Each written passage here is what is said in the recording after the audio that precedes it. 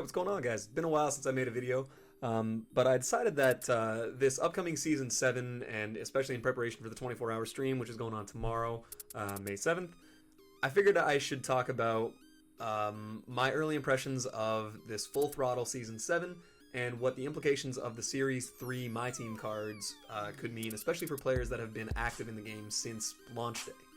So, as was discussed in the blog that they put out earlier today, I can put a link for this in the description below in case you guys haven't had a chance to read this.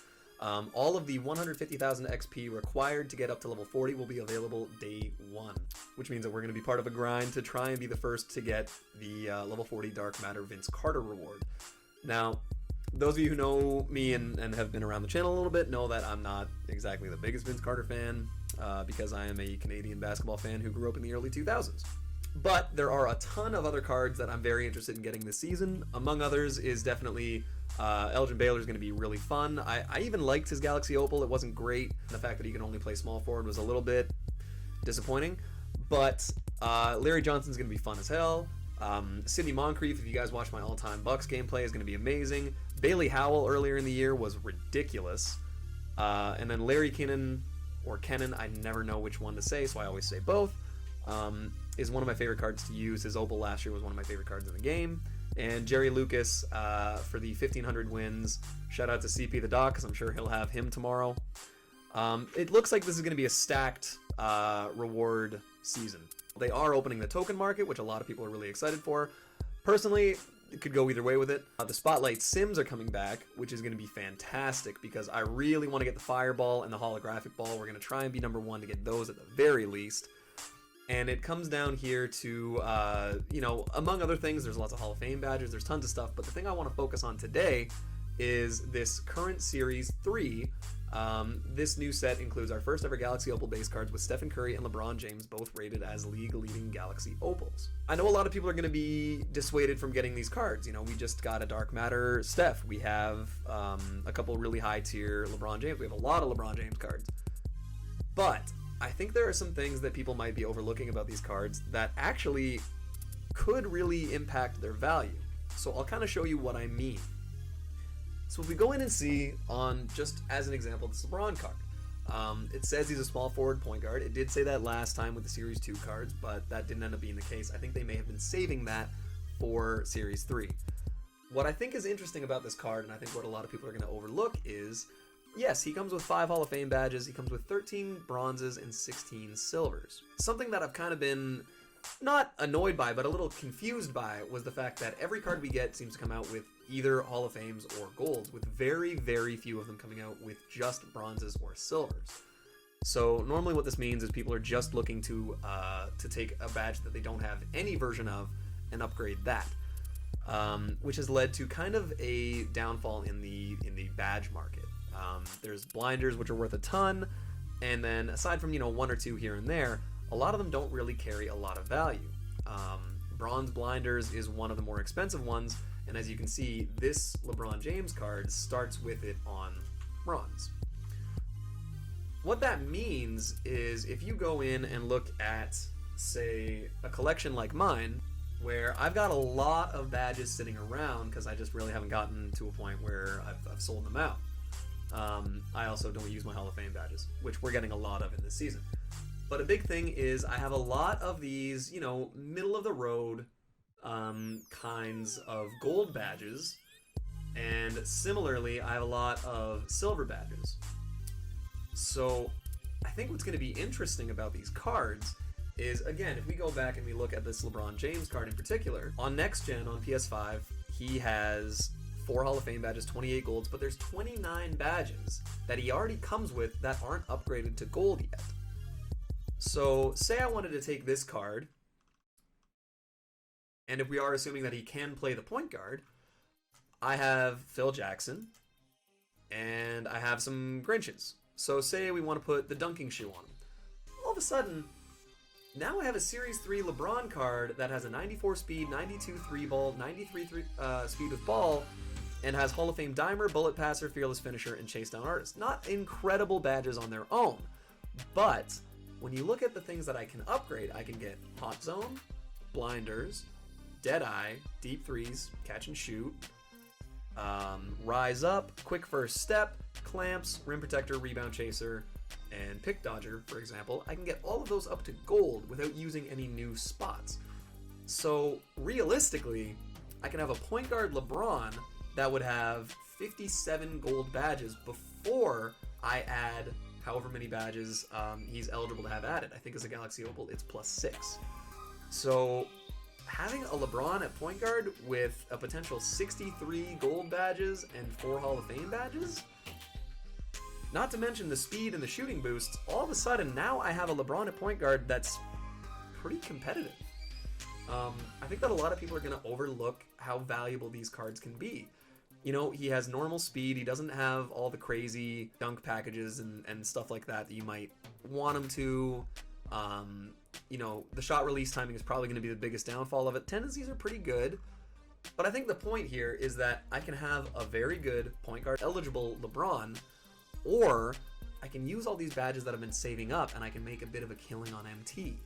Especially because I think limited week 1 is going to be restricted to only Series 3 cards. So now, a super juiced up Galaxy Opal point guard eligible LeBron that has 63 gold badges is going to be worth a ton. So if I'm trying to stack up my MT tomorrow, the first thing I'm going to try and do is get a LeBron, badge him the hell out, put him up for 4 hours, and see what I can get. Same thing can be said with this center eligible Giannis, for example. Add Phil Jackson, add a, you know, just for the case, for the fun of this one, we'll say put a shooting shoe on him. Now he's eligible for every badge. So now I don't have the radioactive Giannis, but I have one that has an 87 3-ball without accounting for floor general, and he can get every badge that I need him to get.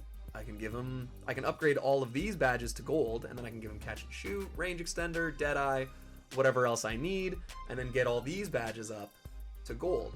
So now I have a center / power forward eligible Giannis with an 87 3-ball and range that also comes with, what, 20 plus 25 plus 9, 54 plus another 6. So 60 gold badges. You kind of see what I'm getting at here. I don't need to keep going over that. The point is, you can turn these current series cards into pretty usable versions of other cards that we've been missing out. Not to mention, a lot of them do, like this Kawhi, have positions that their other cards don't have. This Kawhi, again, I'm just going to put the badges in. He can only get New Balance. But I have a Kawhi with a 94 3-ball, obviously incredible defense. I can badge him out, and he can play power forward. So it gives you a lot of versatility and creativity in when you're making your new lineups. Say I don't have Dark Matter Zion. I've wanted to use a Zion card all year, and I haven't really been able to afford them when they've been at their peak. And, you know, buying a Dark Matter Zion for where I am right now, it just doesn't make sense to sink the MT into a card that may or may not even be on my team. Now I can take this power forward, this Amethyst Zion, and I can say, you know what, I really want to try him out. So let's use Phil Jackson. Let's use, he's signed with Jordan, so we'll put on just a generic 3-point shoe. Now I have Zion that can get range, 85 3-ball, 86 speed, has pretty decent defense, but as an Amethyst, I can have this card with 33 gold badges and 1 Hall of Fame badge. Obviously, yes, is that sinking a lot of MT into a card that, you know, long-term I'm not going to use? Absolutely. But, again, it's for the fun of playing it with different lineups. And as you go through them, obviously, you can see that there's a lot of cards here that might have different purposes and functions that will make them really fun to use. There's a Sapphire point guard eligible LaMelo Ball. A lot of people really like using him. Now I can throw on range extender, give him Phil Jackson. Now I have a LaMelo Ball with 92 speed or 92 3-ball. Or put the Sky Dreamer on him. Now he has a 95-3, decent passing, decent playmaking, and I can upgrade all of these badges. So now I have a LaMelo Ball with 30 plus, I think Sapphires can get 2, so now I have a LaMelo Ball with 32 gold badges. So I can give him range, I can give him blinders. As a Sapphire card, that's really good. So for low tier cards, I think this is amazing because it seems like with the heat check cards, they are eligible to get every badge added. Now, the heat check cards can all get 3, so the lower tier cards are going to suffer a little bit. Say the golds, the silvers, the bronzes, you won't be able to add any badges to them. Or no, emeralds you can add 1, 2. I think bronze, silver, gold you can't add any. The point that I'm getting at here is there's going to be a ton of dynamic duos that they haven't implemented yet. There's going to be a ton of variation, and if you're someone like me who actively enjoys using the lower overall tier cards, this is going to be an opportunity to use players that you might really like, but haven't been able to really fit into even a budget lineup because of their tendencies, their coaching proficiencies, or just their base stats and badges. Say this Marcus Smart, for example, one of my favorite players in the league. All of a sudden I can get him with, say, gold range or gold catch and shoot.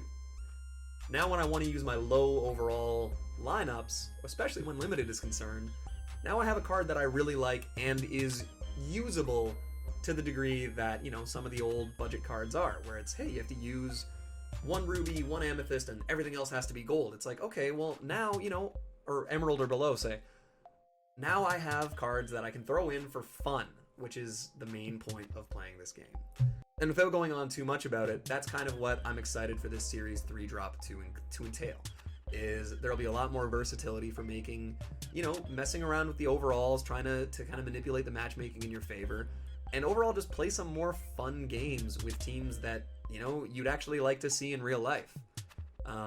People get so caught up in the meta that I think they forget to have fun in the game. The 250k is over. I'm not trying to play this game to sweat out every single time, but I want to have fun and I want to use the players that I like.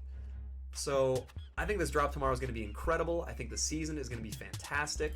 I really can't wait to see, you know, adding all these Hall of Fame badges, what kind of creative and fun stuff I can do, and absolutely I'm really excited to use the holographic ball in game. I think that's going to be really fun. The fireball is a bit of a gimmick, and I hope that the holographic ball doesn't have like the trail after it, because that kind of messed with my eyes last year. It was still fun, but it just, for me personally, I was kind of like, I can only use it so many games. It's a short season, which is amazing. 4 weeks is, I think, a great length. Everyone really liked the 5-week season before. This last season really did seem to drag on, so I think the contrast with this being almost half as long, this season's gonna fly by. It's another incredibly rewarding that you don't have to spend a lot of MT or VC to get a lot of good looking cards. So those are just kind of my thoughts on what I think the current Series 3 and the Season 7 drop tomorrow will entail. Definitely make sure to come by and check out the stream. We're going to be going for 24 hours. My goal is to get to level 37, which is halfway to the 150 during the first stream. So please, you know, come by, check it out. Let me know your guesses for what else will be in the token market. Really, I can't wait to see what else there is, and for the first time in probably 2 months, I'm really excited to see what's coming out and what the future kind of holds for the game mode. Thanks for watching. Hopefully I didn't drone on too long, and have a great day. We'll see you guys tomorrow.